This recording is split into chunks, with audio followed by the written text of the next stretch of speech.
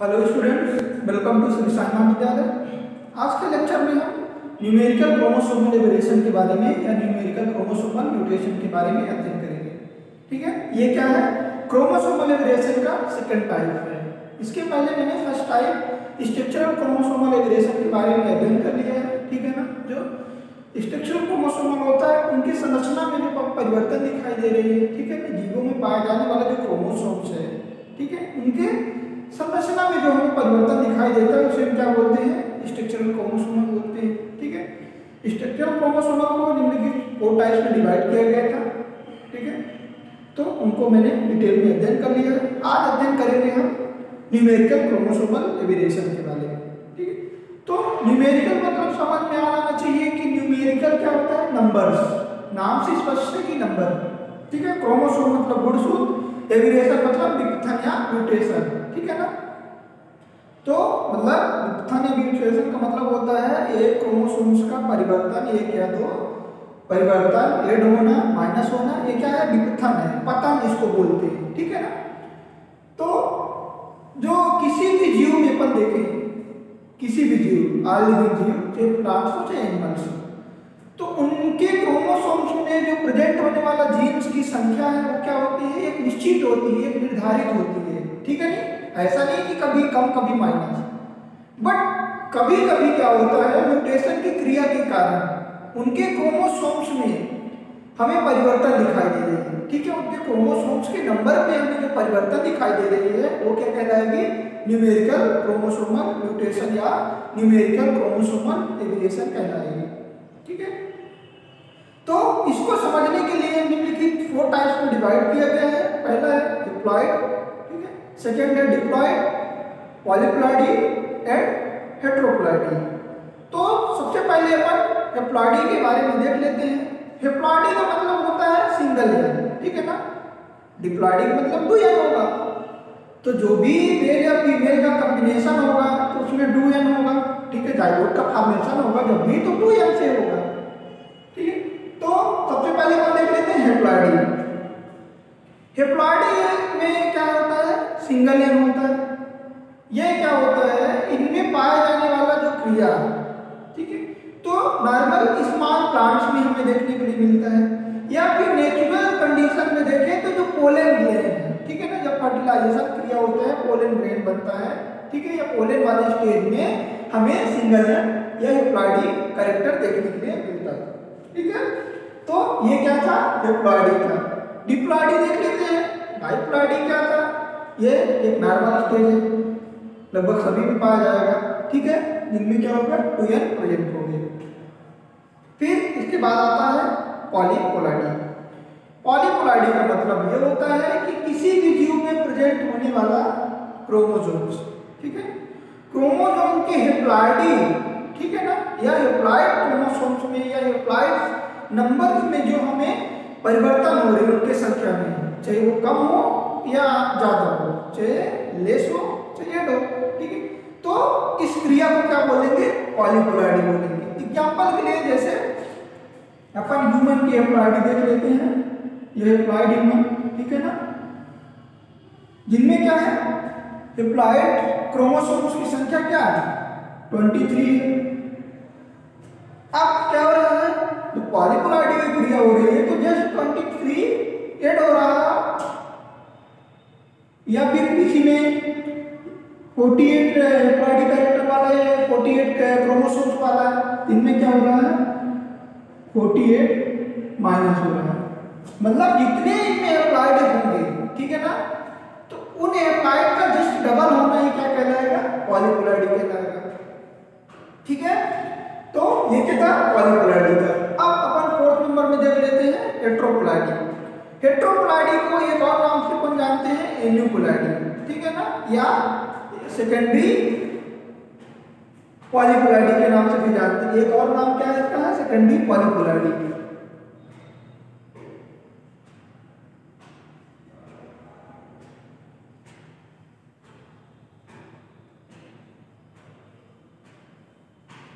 हेट्रोप्लॉइडी का एन्यूप्लॉइडी भी नाम है एंड सेकेंडरी पॉलीप्लॉइडी के नाम से भी जाना जाता है।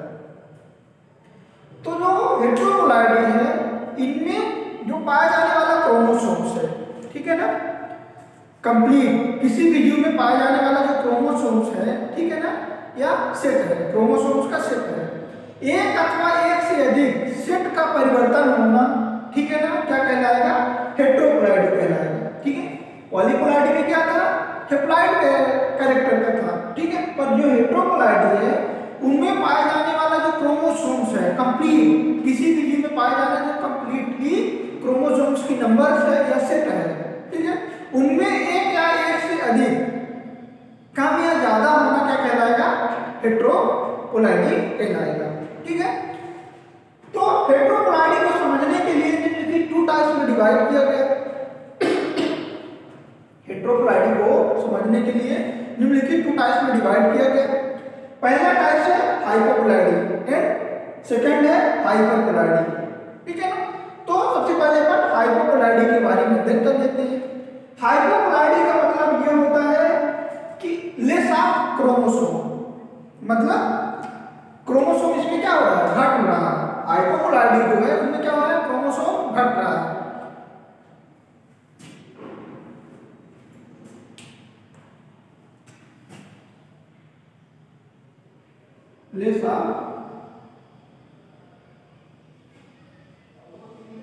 Less of chromosome. हाइपोप्लॉइडी में जो किसी भी जीव हो, चाहे प्लांट हो या एनिमल हो, उनमें प्रेजेंट होने वाला जो क्रोमोसोम्स का सेट है कंप्लीट, ठीक है ना, मेल फीमेल दोनों को ऐड करके कंप्लीटली, तो इनमें क्या हो रहा है, क्रोमोसोम्स कम हो रहा है। हाइपोप्लॉइडी में क्रोमोसोम कम हो रहा है, ठीक है। तो अब हाइपोप्लॉइडी को समझने के लिए निम्नलिखित 2 टाइप्स में डिवाइड किया गया है, ठीक है। एक होगा मोनोसोमिक, एक क्या होगा, नॉलीसोमिक। तो मोनोसोमिक वाले क्रिया में क्या होता है कि इनमें 2n-1, 2n क्या है, डाइप्लॉइडी, ठीक है ना, किसी भी जीव में मेल फीमेल दोनों के कैरेक्टर डाइप्लॉइडी, तो 2n-1 की क्रिया हो रही है।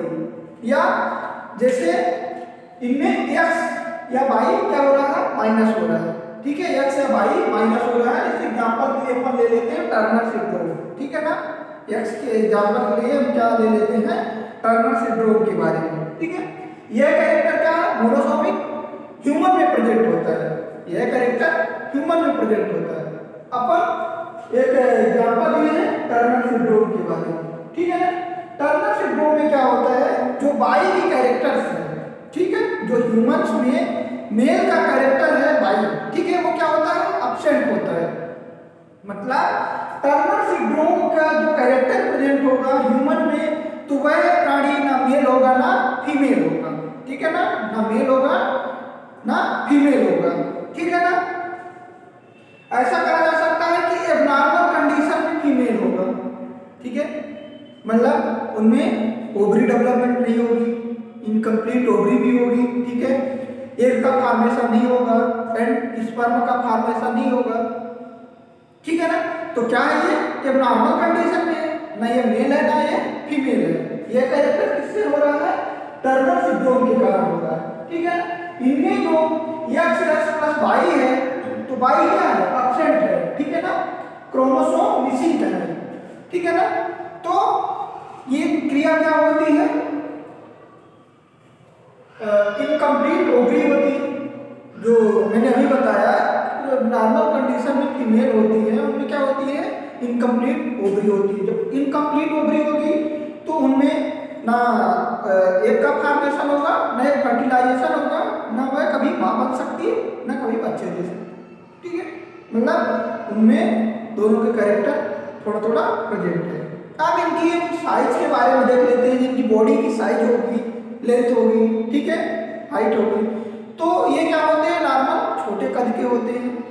ऐसे कैरेक्टर जिनको टर्नर सिंड्रोम की बीमारी होगी, ठीक है ना, मोनोसोमिक क्रिया, जिनमें क्या होगी, y ग्रुप एब्सेंट होगा, तो इनके क्या होंगे, साइज छोटे साइज के होंगे, ठीक है ना।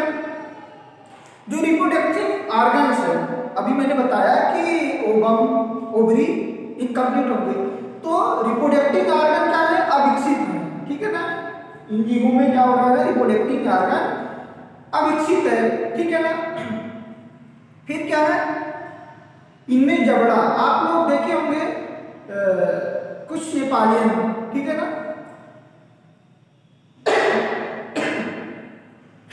सॉरी, जिसे इनको टर्नर सिंड्रोम वाले जो कैरेक्टर के जीव होते हैं इसे मंगोलिज्म भी बोलते हैं, ठीक है, मंगोलिज्म के नाम से भी जाना जाता है। तो इनमें क्या होता है, कंप्लीट जबड़ा जो होती है वो क्या होती है, एब्सेंट होती है, ठीक है ना, मतलब जबड़े की भी संरचना एब्सेंट होती है, ठीक है। एंड क्या होता है, जो टर्नर सिंड्रोम की कैरेक्टर है तो लगभग 5 लाख में से किसी एक जीव में होगा, या 5 लाख में से किसी एक ह्यूमंस का ये कैरेक्टर दिखेगा। कौन सा, टर्नर सिंड्रोम, ठीक है। तो ये क्या था, मोनोसोमिक टर्नर सिंड्रोम एग्जांपल मैंने लिया था। अब अपन देख लेते हैं नॉलिसोमी, ठीक है ना। तो नॉलिसोमी में क्या होता है, इनमें 2 क्रोमोसोम्स माइनस हो रहे हैं, ठीक है। देखो 2n-2।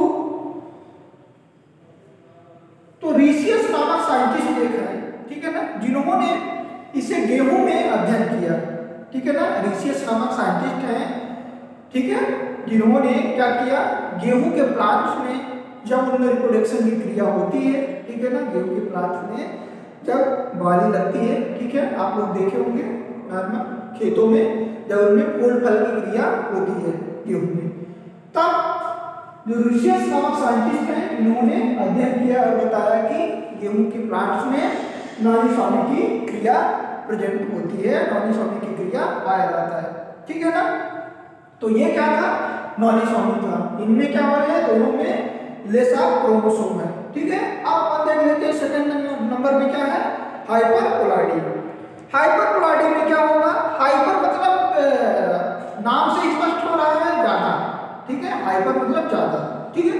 तो इनमें हाइपरप्लॉइडी में क्या हो रहा है, एडिशन ऑफ क्रोमोसोम, मतलब नंबर ऑफ क्रोमोसोम क्या हो रहा है, ऐड हो रहा है। जैसे किसी भी जीव में क्रोमोसोम फिक्स होता है, ठीक है ना, मैंने पहले अभी बताया जब न्यूमेरिकल क्रोमोसोम मैंने डिफाइन किया तो बताया कि किसी भी जीवों में क्या होती है, इनकी नंबर फिक्स होती है, बट म्यूटेशन की क्रिया के कारण कभी आगे कभी पीछे हो जाता है। तो जो हाइपरप्लॉइडी है उनमें क्या हो रहा है, क्रोमोसोम्स एडिड हो रहा है, मतलब एडिशन ऑफ क्रोमोसोम, ठीक है ना।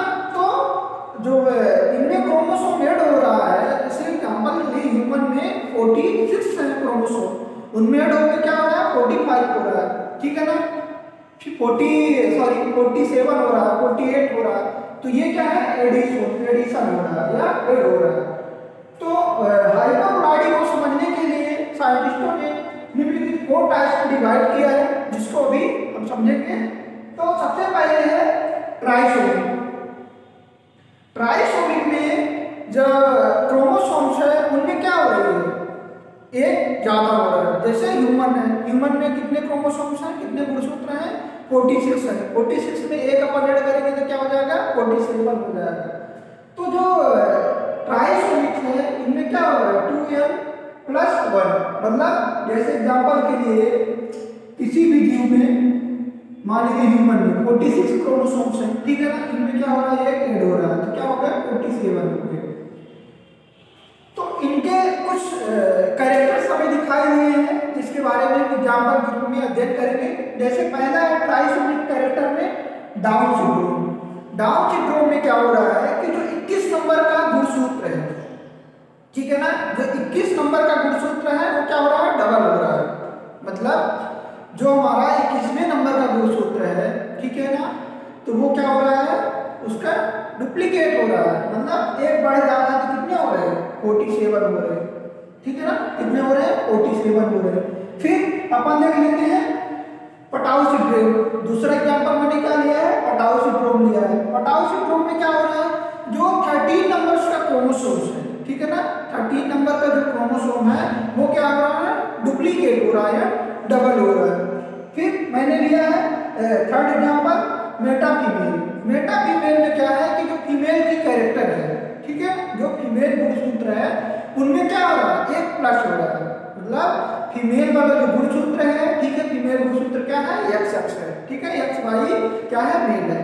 तो जो XX है उसमें क्या हो रहा है, एक और X ऐड हो रहा है, ठीक है ना। जैसे मैंने व्हाइट बोर्ड में यहाँ पे दर्शाया भी है कि जो मेटा फीमेल है उनमें क्या हो रहा है, ट्रिपल एक्स हमें दिखाई दे रही है, ठीक है। ये एक्स क्या है, नॉर्मल स्टेज हो गया, एक और एक्स ऐड हो रहा है तो क्या हो गए, ट्रिपल एक्स हो गए। इन वाले कैरेक्टर के जितने भी जीव बोलेंगे वो क्या होंगे, Meta syndrome sorry Meta female नामक वायरस सिंड्रोम के कारण प्रभावित होंगे, ठीक है। तो ये क्या था, ट्राइसोमिक टाइप था। अपन देख लेते हैं सेकंड नंबर, डबल ट्राइसोमिक, ठीक है ना। Double trisomic, double side trisomic में क्या हो रहा है कि जो ट्राइसोमिक्स में क्रोमोसोम्स बढ़ रहे हैं, ठीक है ना, तो उनमें क्या हो रहा है, जस्ट डबल हो रहा है, ठीक है। जैसे 2n + 2 + 1, ठीक है ना। एक तो ये बढ़ रहा है, ठीक है ना। अब यहाँ जब डबल हो रहा है तो ये क्या हो जाएगा, यहाँ पे जैसे सिंगल वन है, इसको हम अगर डबल करेंगे तो 2n हो जाएगा। 2n तो ये डिप्लॉइड है, बट जो अलग से 2 जुड़ेगा वो क्या हो रहा है, ट्राइसोमिक का जस्ट डबल हो रहा है, ठीक है ना। तो ये क्या हो गया, कंप्लीट डबल ट्राइसोमिक हो गया। फिर अपन देख लेते हैं थर्ड नंबर में है टेट्रासोमिक, ठीक है। टेट्रासोमिक में क्या हो रहा है, 2n + 2 हो रहे हैं, ठीक है ना। अब यहाँ पे आप लोगों को कंफ्यूजन होगा कि जो डबल ट्राइसोमिक है या टेट्रासोमिक है उनमें 2n क्यों, ठीक है। टेट्रासोमिक में 2n + 2 है, बट डबल ट्राइसोमिक में 2n + 2 + 1 है। तो मैंने अभी बताया कि जो ट्राइसोमिक में है तो पहले क्या था, सिंगल n था, सॉरी सिंगल कैरेक्टर था, क्रोमोसोम्स का एक गुणसूत्र जुड़ रहा है। बट जब डबल ट्राइसोमिक को देख रहे हैं तो वो क्या हो रहा है, डबल हो रहा है, ठीक है ना। जैसे एग्जांपल के लिए ले रहे हैं डाउन सिंड्रोम या पटाउ सिंड्रोम। डाउन सिंड्रोम की जो 21 नंबर का गुणसूत्र है वह एक बार तो डबल हो रहा है, उसका एक और डबल हो रहा है, ठीक है ना। तो इसलिए इनका क्या है, फार्मूला 2n + 2 + 1 है, ठीक है ना। टेट्रासोमिक का क्या होगा, 2n + 2 हो गया, ठीक है। अब लास्ट नंबर बचता है, लास्ट टाइप बचता है हमारा क्या है, डबल टेट्रासोमिक। डबल टेट्रासोमिक की फार्मूला क्या होगी, 2n + 2 + 2, ठीक है ना। मतलब जो टेट्रासोमिक में है इनमें क्या हो रहा है, 2n + 2 है, ठीक है। अब इसका क्या हो रहा है, द्वितीय प्रति प्राप्त हो रहा है, इसका क्या हो रहा है, हमें कॉपीज प्राप्त हो रही है। तो इनकी फार्मूला क्या बन रही है, 2n + 2 + 2, ठीक है ना। तो ये कंप्लीटली क्या हो गया, न्यूमेरिकल क्रोमोसोमल एबेरेशन या न्यूमेरिकल क्रोमोसोमल म्यूटेशन हो गया, ठीक है ना। आप लोगों को समझ में आ गया होगा कि क्या है न्यूमेरिकल क्रोमोसोमल, क्या है इनके टाइप्स क्या है, ठीक है ना। न्यूमेरिकल क्रोमोसोमल को 4 टाइप्स में डिवाइड किया गया है, फिर से एक बार मैंने डिवाइड कर दे रहा हूँ, डिप्लॉइडी सॉरी हेप्लॉइडी, डाइप्लॉइडी, पॉलीप्लॉइडी है, हेट्रोप्लॉइडी, ठीक है ना। हेट्रोप्लॉइडी को भी 2 टाइप्स में डिवाइड किया गया है, हेट्रोप्लॉइडी को 2 टाइप्स में डिवाइड किया गया है। हेट्रोप्लॉइडी के और नाम से भी बताए दे रहे हैं, एनोप्लॉइडी है, सेकेंडरी पॉलीप्लॉइडी के नाम से भी जाना जाता है, ठीक है। हेट्रोप्लॉइडी को 2 टाइप्स में डिवाइड किया गया है। तो पहला क्या होगा, हाइपोप्लॉइडी, एंड दूसरा क्या होगा, हाइपरप्लॉइडी। हाइपोप्लॉइडी को 2 टाइप्स में डिवाइड किया गया है, मोनोसोमिक एंड पॉलीसोमिक, ठीक है ना। फिर हाइपरप्लॉइडी, हाइपरप्लॉइडी को क्या 4 टाइप्स में डिवाइड किया गया है, ठीक है। जिसमें क्या है, trisomic, double trisomic, tetrasomic and double tetrasomic, ठीक है ना। तो ये कंप्लीट न्यूमेरिकल क्रोमोसोमल एबेरेशन है, ठीक है ना। आज के लिए इतना ही।